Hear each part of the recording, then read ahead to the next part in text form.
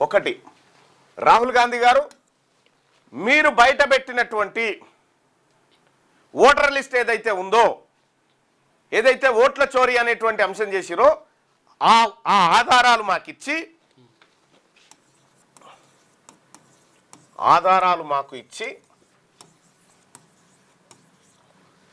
నువ్వు ఒక అఫిడవిట్ తయారు చేయి, నేను చేసిందంతా కరెక్టే అని కింద సంతకం పెట్టి అఫిడవిట్ కూడా ఇవ్వమని నేను అడుగుతా ఉంది.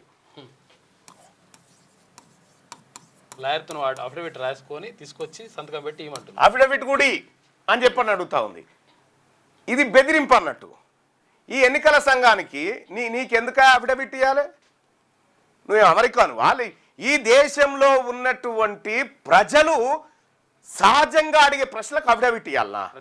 ఈ ఎన్నికల సంఘం ఈ దేశ ప్రజలకు అఫిడవిట్ ఇస్తుందా దొంగ ఓట్లు లేవని?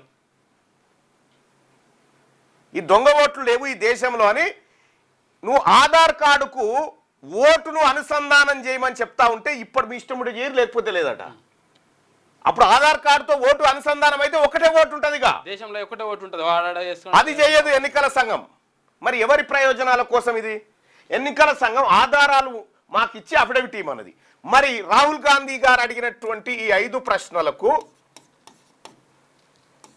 ప్రశ్నలకు ఈసీ ఎందుకు సమాధానం చెప్పడం లేదు? సమాధానం చెప్పకపోగా రాహుల్ గాంధీ గారు చేసినటువంటి ప్రయత్నం ఏదైతే ఉందో హాస్యాస్పదం. దేశ ప్రజలకు క్షమాపణ చెప్పాలని చెప్తా ఉంది ఎన్నికల సంఘం.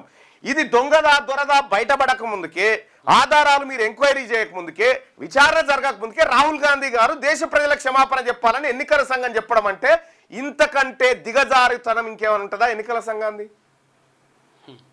ఇంతకంటే దిగజారుతనం ఉంటుందా? ఇది ముమ్మాటికి ఎన్నికల సంఘం ఈ దేశ ఎన్నికలను మ్యానిపులేట్ చేస్తూ ఉంది, మ్యానిపులేట్ చేసే వాళ్ళ కోసం సహకరిస్తూ ఉంది అన్నట్టుగా స్పష్టమవుతా ఉంది. ఇక్కడ ఎన్నికల సంఘం దీనికి సమాధానం చెప్పకపోగా ఎదురుదాడి చేసుకుంటూ మాట్లాడుతూ ఉంది. ఇదే